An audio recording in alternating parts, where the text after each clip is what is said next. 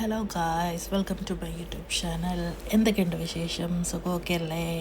ഇന്ന് നമ്മൾ ഉണ്ടാക്കാൻ വേണ്ടി പോകുന്നത് ഒരു പച്ച തക്കാളി തേങ്ങാച്ചാറാണ് കേട്ടോ. അതിലേക്ക് ഒരു 5 പച്ച തക്കാളി എടുത്തിട്ടുണ്ട്. അത് നന്നായിട്ട് അരിഞ്ഞെടുക്കാം. എന്നിട്ട് നമുക്ക് ചട്ടിയിൽ വെള്ളം ഒഴിച്ചു കൊടുക്കുക ആവശ്യത്തിന്.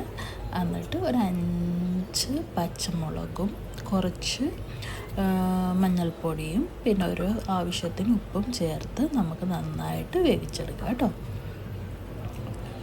നന്നായിട്ട് ഞാൻ ഇളക്കി കൊടുത്ത് അടച്ചു വെച്ച് നമുക്ക് വേവിച്ചെടുക്കാം.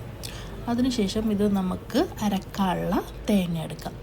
ഒരു അരമുറി തേങ്ങ എടുത്തിട്ടുണ്ട്. ഒരു 4 പച്ചമുളകും ഒരു 3 ചെറിയ ഉള്ളിയും പിന്നെ മഞ്ഞൾപ്പൊടിയും കൂടി ചേർത്ത് അരച്ചെടുക്കാം. നന്നായിട്ട് അരച്ചെടുക്കുക കേട്ടോ.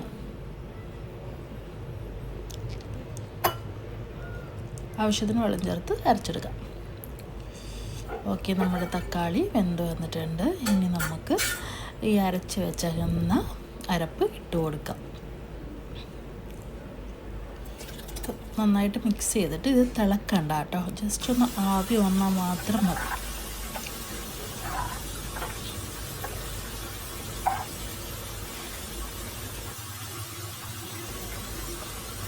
ഈ വീഡിയോ ഞാൻ എടുത്തു വെച്ചിട്ട് കുറച്ച് ദിവസമായി, പക്ഷേ അത് ഇടാൻ പറ്റിയില്ല, കാരണം എനിക്ക് സൗണ്ട് ഇല്ലായിരുന്നു. ഇപ്പോൾ നമുക്ക് നെക്സ്റ്റ് സ്റ്റെപ്പ് ഇത് താളിക്കാൻ വേണ്ടി അടച്ച് ചൂടാക്കി എടുക്കാം കേട്ടോ.